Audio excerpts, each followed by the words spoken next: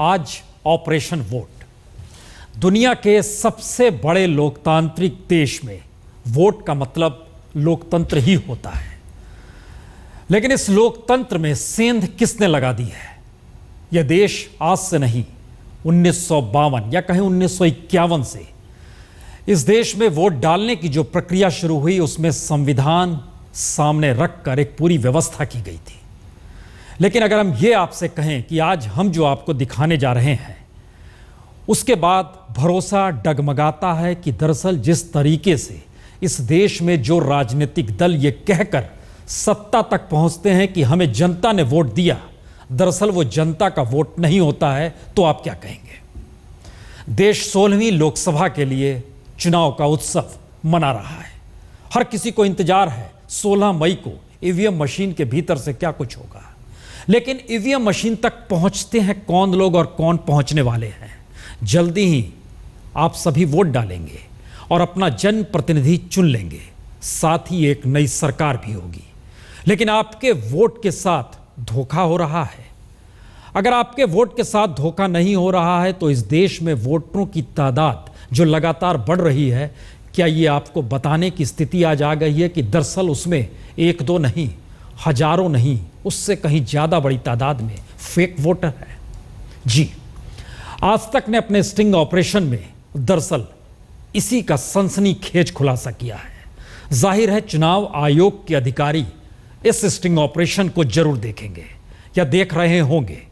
हम चाहते हैं कि चुनाव आयोग की तरफ से इस स्टिंग ऑपरेशन देखने के बाद कोई बड़ा फैसला, निर्णय जरूर लिया जाए और हो संभव हो तो चैनल पर भी आके बताया जाए, क्योंकि सवाल लोकतंत्र का है। सवाल 2014 में 16वीं लोकसभा में जो सरकार बनेगी और जो प्रतिनिधि चुने जाने वाले हैं उनको लेकर है, और कहीं ना कहीं संविधान इस देश का साथ खड़ा है, हर आदमी के हक के साथ।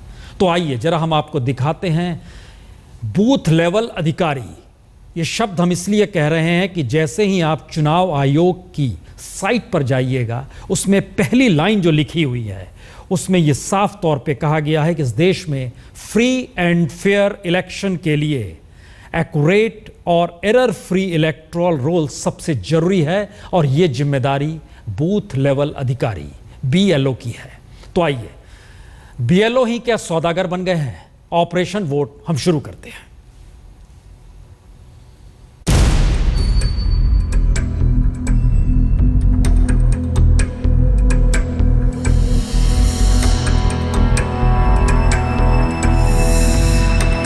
वोट का खेल है। हर कोशिश से वोट चाहिए, हर कारगुजारी से वोट चाहिए, हर कीमत पर वोट चाहिए। जी हां, वोट का खेल है, इसलिए तो कोई लैपटॉप बांट रहा है। वोट का खेल है, इसलिए कोई मुफ्त में चाय पिला रहा है। वोट का खेल है तो दावतों का भी दौर है।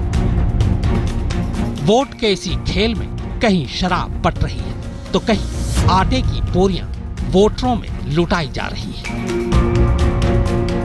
और वोट तंत्र के इस घिनौने खेल में जो कसर बाकी बची थी, वो पावर पॉलिटिक्स के पवार ने पूरी कर दी।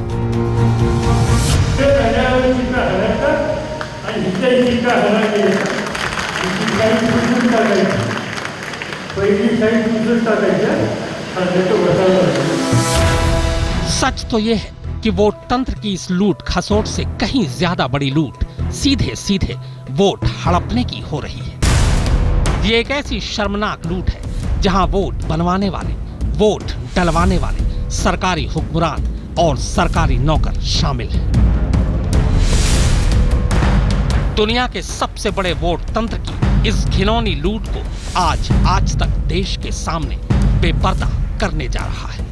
आज हमारा खुफिया कैमरा कई बड़े सनसनीखेज खुलासे करने जा रहा है। आज खुफिया कैमरा देश की आंखें खोलने वाला है। जी हां, आप देखकर हैरान हो जाएंगे कि कैसे 2-2 हजार रुपए में सरकारी अधिकारी उम्मीदवारों से फर्जी वोट बनवाने की डील कर रहे हैं। फोटो किसी की और पता किसी और का, वोटर लिस्ट में नाम कोई और, वोटर डालने वाला कोई और।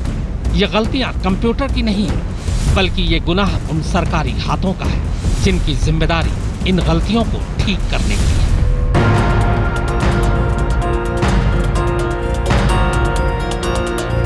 सरकार के बूथ अफसर जो वोट बनवाते हैं और मतदान के दिन वोट डलवाते हैं, जी हाँ, वही बूथ अफसर आपकी उंगली पर स्याही लगाते हैं, इसलिए कि कोई दोबारा वोट डालकर वोट तंत्र का खिलवाड़ न कर सके। आज वही बूथ अफसर स्टिंग ऑपरेशन में खुलासा कर रहे हैं कि स्याही मिटाकर आपको दोबारा वोट डालने का जुगाड़ क्या है। केमिकल कुछ नहीं होता, नींबू का रस होता है, वो नखून को लगा लेना, तुरंत लगा ले, छोड़ पकड़ ही नहीं करेगा, हट जाएगा एकदम, पकड़ ही नहीं करेगा, नींबू का रस लगा ये लेना। मतलब लगा के जाए हम लोग। चंद पैसों के लिए ईमान बेचने वाले कुछ ऐसे भ्रष्ट अफसर हमारे खुफिया कैमरे में कैद हुए, जो फर्जी वोट बनाने के लिए रिश्वत में डिस्काउंट देने के लिए तैयार थे। सुनिए उनके बेशर्म बोल। मैं तो कि नहीं कहता, मैं तो मेरे काम बढ़ाएगा ना, तो मैं तो आपको 100-200 रुपये उसमें रियायत होगी मेरी तरफ से। चौंकिए मत, एक एक उम्मीदवार अपने अपने इलाके में 10-10, 20-20 हजार वोट बनवा रहा है। अगर बूथ अफसर की माने तो इसमें 60% वोट असली है और 40% नकली। सुनिए एक और बेशर्म बोल। मुझे ना फोटो होने चाहिए होता है, हाँ। मुझे और किसी बात से कोई मतलब ना हो। डॉक्यूमेंट नहीं होगा, बस मान लो उसका एजेंसी उठना हो। चलो कुछ में ना हो तो, लेकिन अधिकतर में होना चाहिए। हाँ। 60% होना चाहिए। अब तक आपने कई बूथ अफसरों के चौंकाने वाले खुलासे सुने, अब इन बूथ अफसरों के बोल को भी सुनिए। रात शादी में 10,000 बोलो मार देता, बस एक काम जॉब करते, बिल वो पकड़ लेते, मैंने करी बिल। लोकतंत्र या यूं कहें कि वोट तंत्र पर लग रहे एक एक दाग आज आपकी टीवी स्क्रीन पर होंगे और आपके सामने होगी वो हकीकत जो वोट के सबसे बड़े खेल को बेपर्दा करेगी। वोट बनाने वाले सरकारी चेहरे ही नहीं, बल्कि आज आप उस मंत्री के असली चेहरे को भी देखेंगे जिस पर हजारों फर्जी वोट से चुनाव जीतने के संगीन इल्जाम हैं। उमेश कुमार और सपन गुप्ता के साथ अक्षय सिंह, दिल्ली आज तक। यह एक बिसात है, ऑपरेशन वोट से पहले की बिसात। पूरा शुरू नहीं हुआ है कार्यक्रम। दरअसल हम पहले एक चीज जानकारी दे दें। चुनाव आयोग जिनके बारे में कहता है फ्रेंड, फिलोसफर एंड गाइड, ये वोटर लिस्ट बनाने के लिए जो बीएलओ काम करते हैं स्थानीय नागरिक को लेकर, चुनाव आयोग का कहना है वही फ्रेंड, फिलोसफर और गाइड होता है। जमीनी तौर पर यानी ग्रास रूट लेवल पे इलेक्शन कमीशन का कहना है वही प्रतिनिधित्व करता है, रिप्रेजेंटेटिव इस देश के चुनाव आयोग का वही होता है। क्योंकि अब जो हम आपको दिखाने जा रहे हैं वो दरअसल शरद पवार क्या कहते हैं या फिर नोएडा में भाटी क्या कहते हैं, कोई नेता क्या कहता है, महत्वपूर्ण यह नहीं है। महत्वपूर्ण यह है कि इस देश में वोटर लिस्ट तैयार करने के लिए संविधान बाकायदा निर्देश देता है कि चुनाव आयोग को साल भर वो मशक्कत करनी चाहिए। निचले स्तर का सबसे अधिकारी होता है, उसके हिस्से में 1 या 2 पोलिंग बूथ आते हैं, उसी नज़रिए से वो काम करता है। लेकिन अगर वही ये बताने लगे आप फेक वोट कैसे डालते हैं, अगर वही ये बताने लगे आपको फेक वोटर कार्ड चाहिए, वह भी दे देंगे। और अगर वही आपको बताने लगे कि इस देश में 60 और 40% का चक्कर है, 40% फेक मामला है, तो आप क्या कहेंगे? शुरुआत करते हैं कि आपकी एक उंगली पर चुनाव अधिकारी स्याही लगाता है, दोबारा आप वोट ना दे सके। लेकिन उस निशानी को मिटाने के उपाय चुनाव अधिकारी ही बता दे। सिर्फ और सिर्फ उसकी जेब गर्म होनी चाहिए। यह लोकतंत्र की पहली त्रासदी और पहली रिपोर्ट देखिए। प्रधानमंत्री मनमोहन सिंह के बाद यूपीए सरकार के ये है सबसे कद्दावर मंत्री शरद पवार। वो शरद पवार जिनके सत्ता के गलियारों में तूती बोलती रही है, लेकिन लोकसभा चुनाव से पहले अपने समर्थकों के बीच पवार साहब कोई और ही तूती बजा रहे हैं। सरकारची निवडणूक आणि मुंबईची निवडणूक एकाच दिवशी म्हणजे तीन गावात यावेळेला सरकारची निवडणूक आणि इतकी निवडणूक मला वाटतं 24 तारखेला, त्यामुळे तिकडे राहिल्यावर सीटा हरायचा आणि इथे सीटा हरायच्या कोई भी साइड दूसरे साथ है तो बता रहे हैं। शरद पवार इस सनसनीखेज बयान को हंसी में टालकर भले ही निकल गए हों, लेकिन जमीनी हकीकत यही है कि पवार साहब जो बोल रहे हैं, देश में मतदान के दिन जगह जगह ऐसा ही हो रहा है।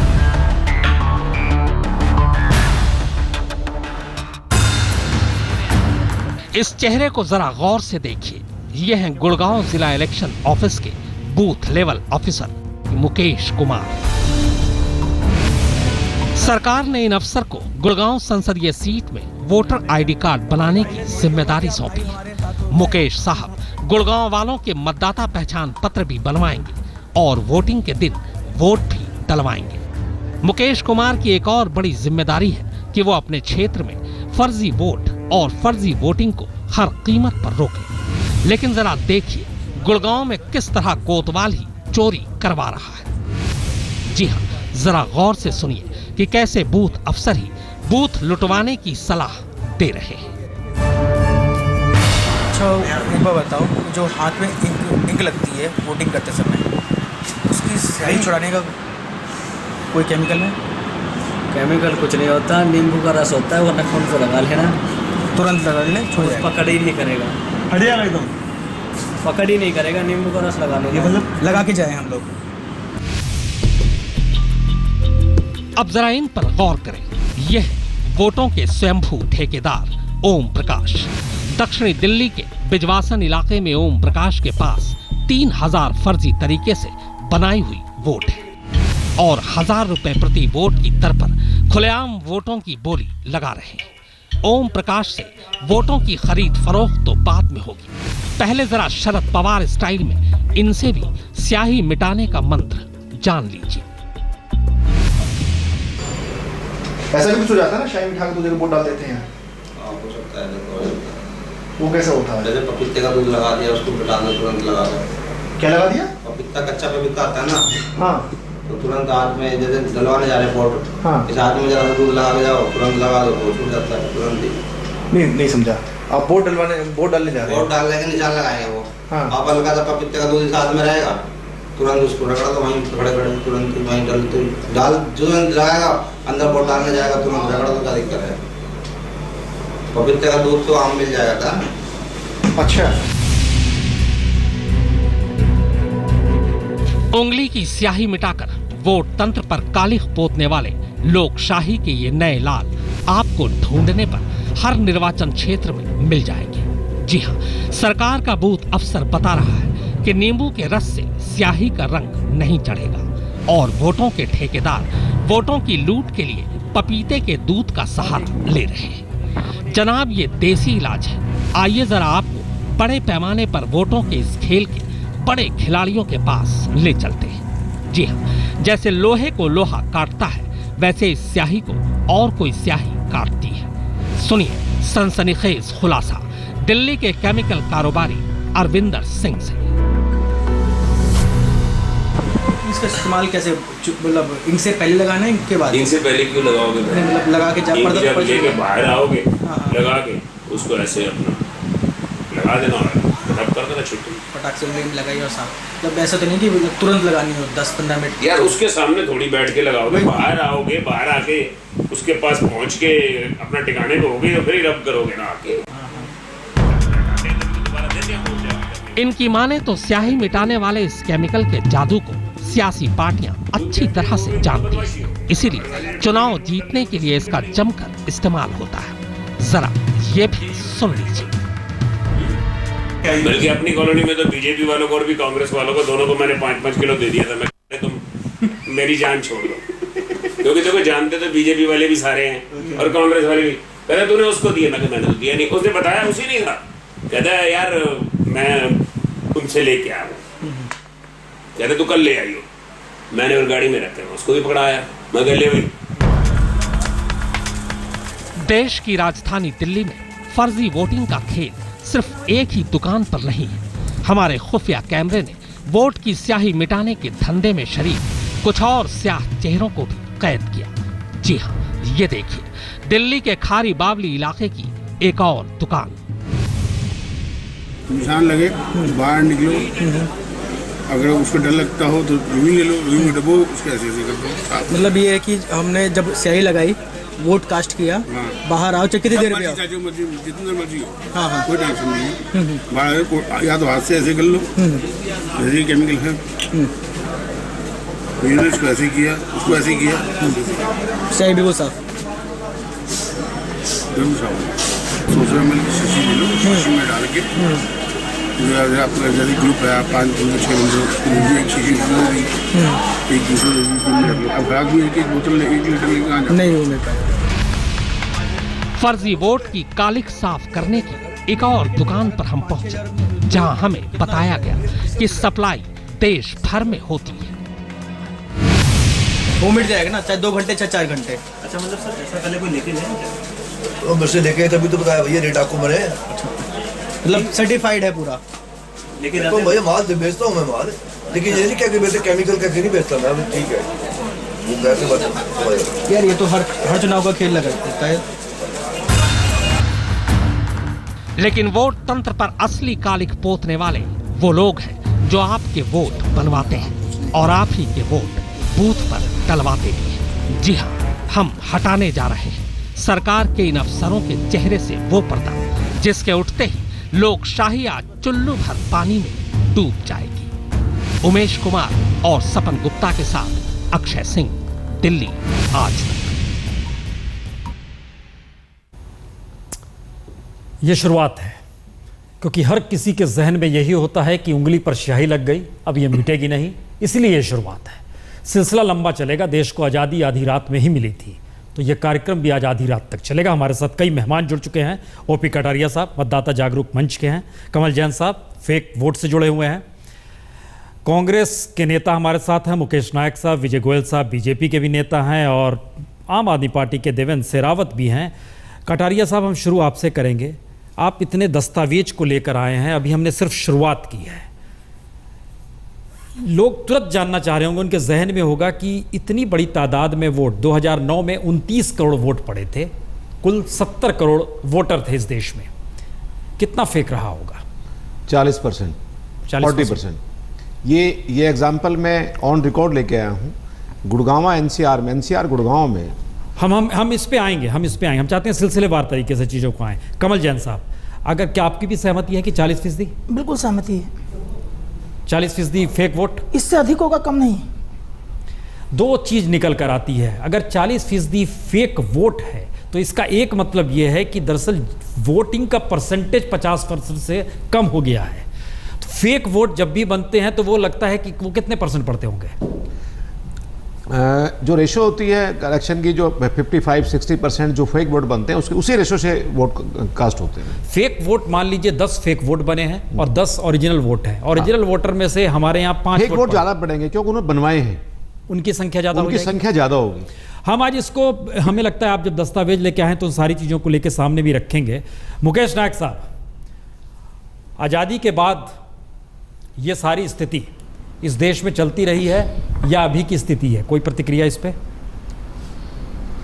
पुण्य प्रसून जी, मैंने 5 चुनाव लड़े हैं और एक एक पोलिंग बूथों पर चुनाव होता है, लेकिन मैंने ये देखा है जहां दूसरी पॉलिटिकल पार्टी वीक होती हैं या पोलिंग एजेंट आपस में मिल जाते हैं या पोलिंग एजेंट और जो पोलिंग पार्टीज हैं, शासकीय कर्मचारी हैं, वो मिल जाते हैं और पॉलिटिकल लोगों का उन पर इन्फ्लुएंस हो जाता है, वहां एक्सेप्शनली पोलिंग बूथों पर गड़बड़ी होती है।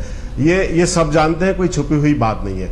दूसरी बात मैं ये कहना चाहता हूं कि ये घुन की तरह है, ऐसे लोग पूरे लोकतंत्र के लिए जैसे घुन लग जाता है। ये पॉलिटिकल पार्टीज के लोग भी होते हैं, ये सरकारी कर्मचारी भी होते हैं, ये पोलिंग बूथ पर तैनात पोलिंग एजेंट भी होते हैं, और ये पूरा एक कॉर्पस है करप्ट लोगों का जी। और ये एक्सेप्शनली है, सब जगह पर नहीं है। हम पूरे सिस्टम को दोष नहीं दे सकते। और जो अभी कहा गया कि 40% फर्जी मतदान होता है, ये बहुत बड़ा चढ़ाकर बात कही गई है। 40% कहीं मतदान नहीं हो सकता। जिन चुनाव क्षेत्रों से हम लोग चुनाव लड़ते हैं, मैंने पिछला विधानसभा का चुनाव लड़ा था। मुकेश नायक जी, आज तो आगरा आपसे इसीलिए हम लोग बैठे हैं कि आज मुकेश जी तर्क थोड़ा कम करेंगे, तथ्य ज्यादा रखेंगे, इसीलिए हम लोग बैठे हैं, क्योंकि ये 40% क्यों कहेगा, हम इस पर भी आएंगे।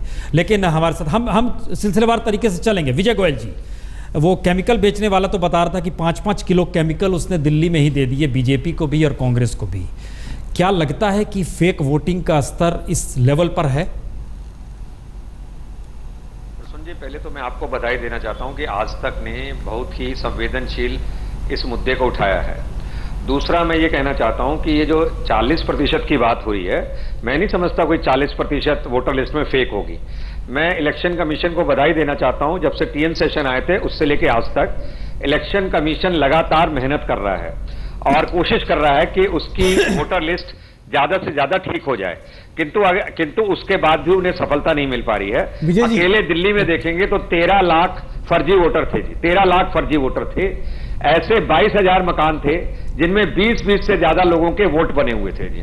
और अलग अलग फेक, इसके दो पहलू हैं। एक पहलू ये है कि आपने अपना फेक वोट बना लिया है और दूसरा ये है कि आपने उसके ऊपर मतदान भी कर दिया है जी। तो ये जो फर्जी वोटर कार्ड बन जाता है, ये बहुत सरलता से बन जाता है, कोई भी बना ले। और इसके अंदर इसके इलेक्शन कमीशन के ऑफिशियल्स भी इन्वॉल्व हैं। पिछले दिनों के अंदर 80 ऑफिशियल्स के ऊपर कार्रवाई हुई, ऐसा मुझे जानकारी है। और आधार कार्ड के दम के ऊपर वोटर लिस्ट में नाम, आधार कार्ड के दम के ऊपर उसका वोटर आई कार्ड बनता है और आधार कार्ड एक एमएलए के लेटर पैड के ऊपर देकर बन जाता है। जी, हम एक मिनट गोयल जी हम इस पे आ रहे हैं और लंबा सिलसिला चलेगा, इस पे आ रहे हैं। शेरावत जी, आपकी भी ये सहमति है कि फेक वोटिंग होती है बड़ी तादाद में? मैं इसको यहां से बताना चाहता हूं कि जैसे आप कह रहे थे कि फर्जी वोटिंग बनती है, हमने इलेक्शन कमीशन को उनके साइट पर से 1000 एप्लीकेशंस का सैंपल भेजा।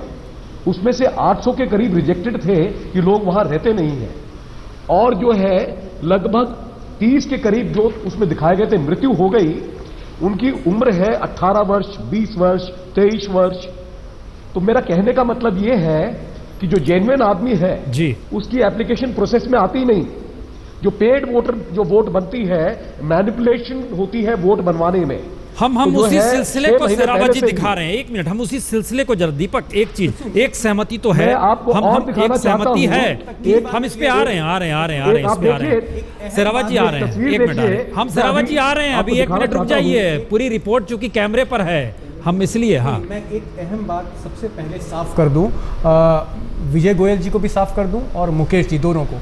आपने जो 40% की बात कही है, देखिए कोई 40-50% की बात नहीं है। हम एक बीएलओ का स्टिंग कर रहे थे गाज़ियाबाद में, वहाँ पर हमारे अंडर कवर रिपोर्टर 5000 वोट बनवाने के लिए गए एक कैंडिडेट की तरफ से। उन्होंने प्रस्ताव रखा तो बीएलओ ने कहा कि आप 60% फ़ोटो और पते सही दे दीजिए और 40% जो पते हैं वो फर्जी दे दिए, 40% मैं बना दूंगा। तो इसका मतलब ये नहीं कि पूरे देश में 40%। ऑपरेशन वोट शुरू हुआ है, चुनाव आयोग सक्रिय हो गया है। चुनाव आयोग ने अब से कुछ देर पहले आज तक से सीडी मांगी है। चुनाव के वक्त जिस तरीके से वोटर लिस्ट में अपना नाम डालने का जो फर्जी धंधा चल रहा है और एक जगह से दूसरी जगह वोट कैसे डाले जा सकते और उंगली पर स्याही कैसे मिटाई जा सकती है, अभी सिर्फ ये पहली रिपोर्ट आई है। लेकिन ऑपरेशन वोट की सीडी मांगी है चुनाव आयोग ने। संजय शर्मा हमारे संवाददाता जुड़े हुए हैं हमारे साथ। संजय शर्मा, क्या कहना है चुनाव आयोग का? चुनाव आयोग का यह कहना है कि इस मामले में चुनाव आयोग बहुत गंभीर है और इसकी पूरी थॉरोली जांच कराना चाहता है, लेकिन उसके लिए सबसे पहली जरूरत यह है कि इस ऑपरेशन वोट की सीडी उन्हें सौंपी जाए ताकि वो इस मामले की पूरी खोजबीन कर सके, जांच कर सके और जो इसके लिए जिम्मेदार और दोषी लोग हैं उन पर कार्रवाई की जा सके। जाहिर है कि ये कार्यक्रम चलने के बाद, स्टिंग ऑपरेशन चलने के बाद चुनाव आयोग में जबरदस्त हड़कंप है।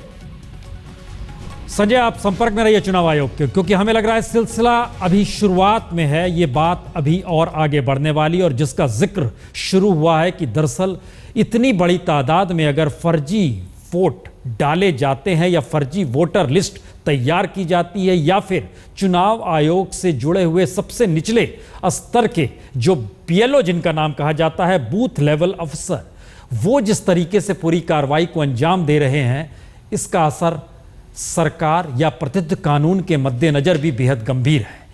अगली रिपोर्ट, चुनाव अधिकारियों का काम फर्जी वोट को रोकना है और वाजिब तरीके से मतदान कराना है, लेकिन दिल्ली एनसीआर में तमाम वोट अधिकारी क्या कर रहे हैं? स्टिंग ऑपरेशन का दूसरा हिस्सा, इसमें आपको पता चलेगा दरअसल फर्जी वोट बनवाते हैं, बल्कि वोट या कहें कि थोक में वोट बनवाने पर डिस्काउंट का ऑफर भी दे देते हैं।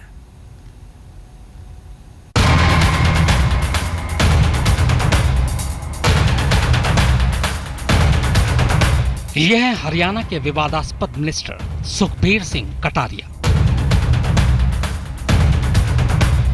पहले विधायक बने, फिर हरियाणा के गृह मंत्री रहे गोपाल कांडा के खास हुए और धीरे धीरे हरियाणा के मुख्यमंत्री भूपेंद्र सिंह हुड्डा के भी खासम खास हो गए।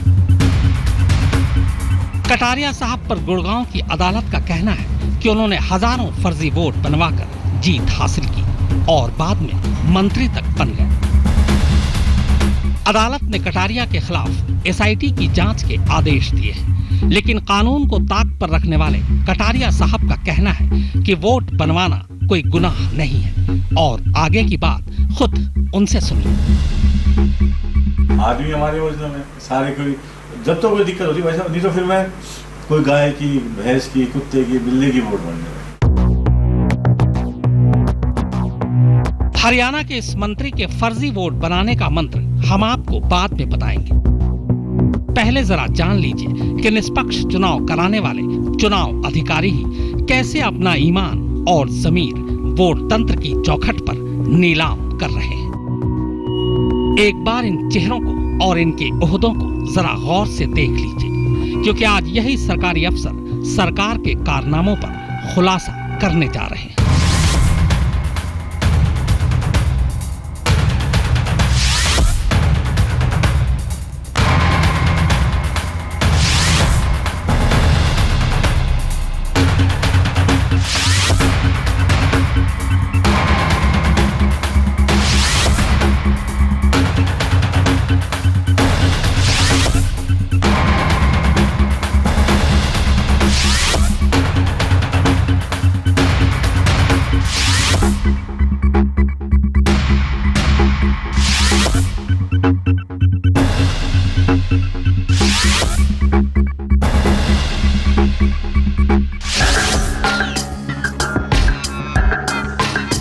चुनावी महासमर में जीत और हार के खेल में एक वोट भी भारी पड़ सकता है, लेकिन पैसे की जोड़तोड़ से अगर हर वोट हजार रुपए में नीलाम हो रहा हो तो फिर महासमर का मतलब क्या?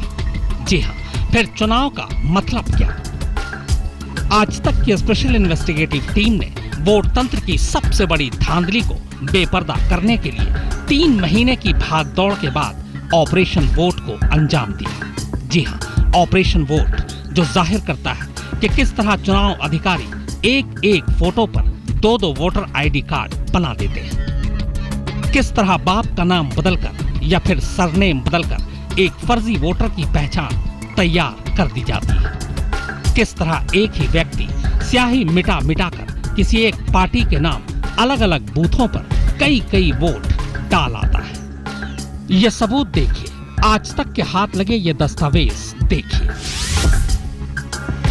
23 साल की इस महिला का नाम है सुमन चाहर और पति का नाम है नवीन चाहर। इस महिला के 2 अलग अलग विधानसभा क्षेत्रों से 2 वोटर कार्ड बन गए। अफसरों ने उम्मीदवारों की मिलीभगत के साथ एक आईडी में इसका नाम सुमन चाहर रखा है तो दूसरे में सरनेम हटाकर सिर्फ सुमन। लेकिन कमाल देखिए कि मकान नंबर दोनों में एक ही है, एक ही फोटो लेकिन थोड़ा अलग अलग एंगल से खींची हुई। एक वोटर आईडी कार्ड में 25 साल की महिला का क्लोजअप लगा हुआ है तो दूसरे में पासपोर्ट साइज फोटो। उम्र 25 की जगह 26 कर दी गई और पति का नाम विजय की जगह विजय जी कर दिया गया। धोखाधड़ी की एक और मिसाल देखिए। 45 वर्षीय प्रदीप कटारिया के लिए 2 वोटर कार्ड है। अंतर सिर्फ इतना है कि एक में पिता का नाम फूल सिंह कटारिया है और एक में सिर्फ फूल सिंह। बोगस वोटों की ये लिस्ट बेहद लंबी है।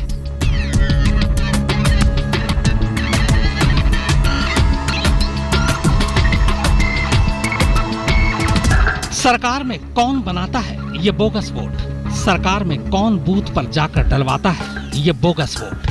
हम आपको किसी उम्मीदवार या वोटर के पास नहीं ले जा रहे हैं, हम आपको सीधे सरकार के उन मुलाजिमों के पास ले जा रहे हैं जो खुद वोट तंत्र के नाम पर सबसे घिनौना खेल लोकशाही के साथ खेल रहे हैं। यह है गुड़गांव के booth level officer Mahesh Kumar. हमारे अंडरकवर रिपोर्टर महेश के पास एक उम्मीदवार का एजेंट बनकर गया और हमने इनसे कुछ फर्जी वोट बनाने की डील की। महेश कुमार से जब हमने कहा कि हम हर फर्जी वोट के लिए उनको 2000 रुपए देंगे, तो वो धंधा देखकर थोड़ा मुस्कुराए और कहा कि हम चिंता न करें, वो इस डील में 200 रुपए प्रति वोट का डिस्काउंट भी दे देंगे। जो हमारी 1-2 बेलों से जो बात हुई है, जो भाई साहब से भी बात थी, तो भाई साहब कहते कि 2 दे देना, 2000 पर वोट। ठीक है, मैं तो 2 की नहीं कहता, मैं तो मेरे काम बढ़ाएगा ना, तो मैं तो आपको 100-200 रुपये उसमें रियायत होगी मेरी तरफ से।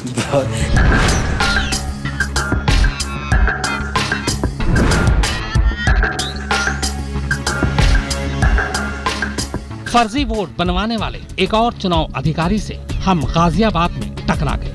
यहाँ भी हमारे रिपोर्टर उम्मीदवार के एजेंट बनकर फर्जी वोट बनवाने पहुंचे थे। हमने इस अधिकारी से कहा कि हमारे पास लोगों के फोटो तो हैं, लेकिन उनकी पहचान के लिए एड्रेस प्रूफ नहीं है, कोई दस्तावेज भी नहीं। सुनिए आगे की बात। इसमें कुछ लोग ना यहाँ पर रहते नहीं है, देख लेंगे वो देगा, मैनेज कर लेंगे। कुछ लोग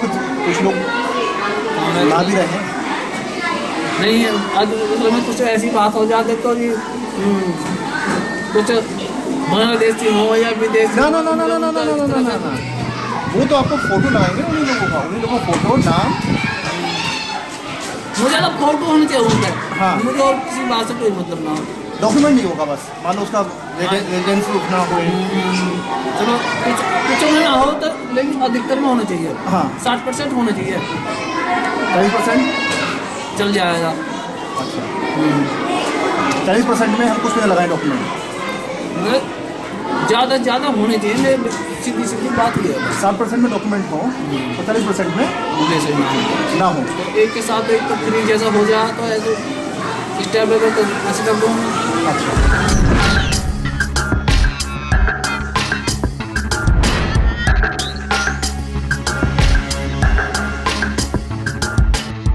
दादरी नोएडा के चुनाव अधिकारी मुकेश तो सबसे आगे हैं हर मामले में। मुकेश साहब हमें बता रहे हैं कि हमने उनसे संपर्क करने में जरा देर कर दी। अगर हम वक्त पे आते तो एक आदमी के 4-4 वोटर कार्ड बनवा देते। आप लेट हो गए, अगर आप तो कम से कम 11 घंटे से आप मिल रहे हो ना, कम से कम तब तो 100-200 एक भाग संख्या में वोट बढ़वा देते, एक भाग संख्या में, एक भाग संख्या में आप इतनी बढ़वा देते, एक आदमी को 4-4 जगह दिखा देते।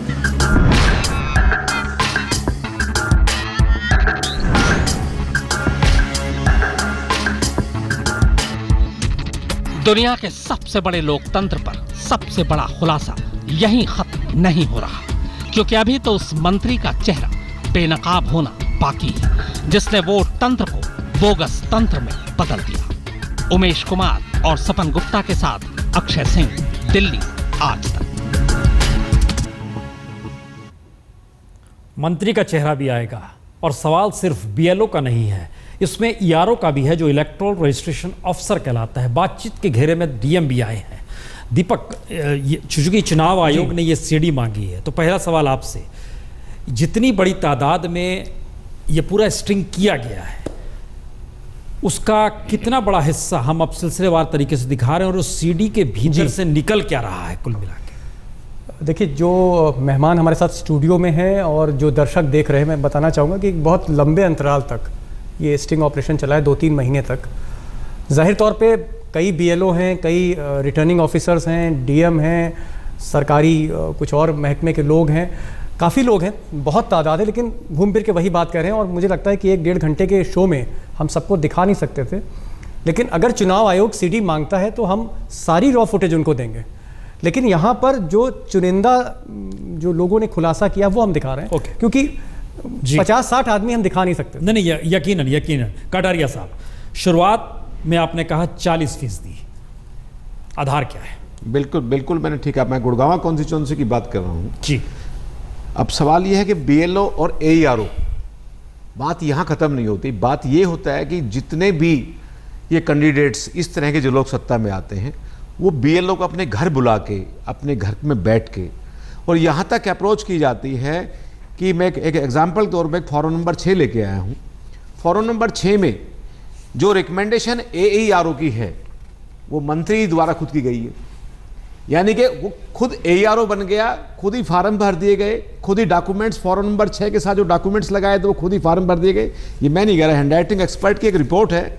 जो मैंने पहला जो केस फाइल किया था 18 आदमियों के खिलाफ, उसमें समनिंग ऑर्डर हुए कि पुलिस तो कार्रवाई नहीं करेगी, एक मिनिस्टर है, सिटिंग मिनिस्टर है, सिटिंग मिनिस्टर का किसी DCP और SP की हिम्मत नहीं उसके अगेंस्ट कार्रवाई कर दें, इवन DGP की हिम्मत नहीं है, क्योंकि उसको एक इंडिपेंडेंट कैंडिडेट है, इंडिपेंडेंट कैंडिडेट होने के नाते इस तरह जो सत्ता में आके और आज क्योंकि हरियाणा के अंदर MLAs की कमी थी, सरकार चलाने के लिए उसको एक MLA चाहिए था। तो इस षड्यंत्र में जो आदमी शामिल हुआ, जो ये कैंडिडेट था, उस कैंडिडेट ने जो कार्रवाई की वो सारी खुद ही अपने हाथ से, मतलब वो BLO भी खुद बन गया, उसने AERO का काम वो भी खुद कर दिया उसी एक ही हैंडराइटिंग में। इस तरह के 7000 फॉर्म RTI के माध्यम से वो हमें प्राप्त हुए। और जब हम कंप्लेंट में गए तो हमने सबसे पहली कंप्लेंट मैं आपको बताना चाहूँगा आपके चैनल के माध्यम से, सबसे पहले कंप्लेंट मैंने 18 व्यक्तियों के विरुद्ध जो समनिंग ऑर्डर मैंने कराए हैं 12/2/2012 को, जो मैंने FIR अब तक आप कितनी FIR करा चुके हैं इस मामले में? अब तक मैं 5 FIR और 10 summoning order after preliminary evidence, और कोर्ट ने ये माना, कोर्ट का अगर आप पढ़ेंगे, कोर्ट ने accused number 6 the complaint arrived that the accused number 6 हमारे हरियाणा का जो मिनिस्टर है वो है, is the mastermind and had committed all the illegal acts for the wrongful gain. ये मैं नहीं कह रहा, चुनाव आयोग तक गई बात ये चुनाव आयोग तक, पुलिस वाले DCP CP तक भी मैंने कहा कि ये अगर FIR मेरे खिलाफ होती तो क्या होते हैं, अटैक होते हैं, घर पे अटैक होते हैं। ओके, हमें लगता है कि ये स्थिति और आगे बढ़े और हम इस पर चर्चा करें, क्योंकि रिपोर्टों का सिलसिला काफ़ी ज़्यादा है, ये सिर्फ एक शुरुआत भर है। और चुनाव आयोग ने पूरी CD मंगाई, हम दर्शकों को बता दें, जाहिर है हम लोग जितना भी स्टिंग ऑपरेशन इस हिस्से में जितने भी 50-100 लोगों को घेरे में लाया गया, पूरी CD दी जाएगी। लेकिन चूंकि लोकतंत्र का चुनावी पर्व पूरा देश मना रहा है और ये एक ऐसी स्थिति आकर खड़ी हो गई है जहां पर ये लगने लगा है कि कितनी बड़ी तादाद में अगर ऐसा कुछ हो रहा है तो फिर इसके मतलब क्या निकाले जा सकते हैं, ये देश की सबसे बड़ी त्रासदी। सिलसिले को आगे बढ़ाए, हमें लगता है मुकेश नायक जी, कांग्रेस ज्यादा वक्त तक इस देश में सत्ता में रही है, लेकिन सवाल पहली बार ये निकल कर आ रहा है कि अगर वोटर के साथ ही धोखा हो रहा है और चुनाव आयोग की नाक तले ये सारे काम हो रहे हैं, तो इस लोकतंत्र को लेकर क्या सवालिया निशान लग रहा है, ऐसा आपको लगता है? देखिए पुनः प्रसून जी, मैं बात अनुभव की बता दूं और स्पष्ट कर दूं।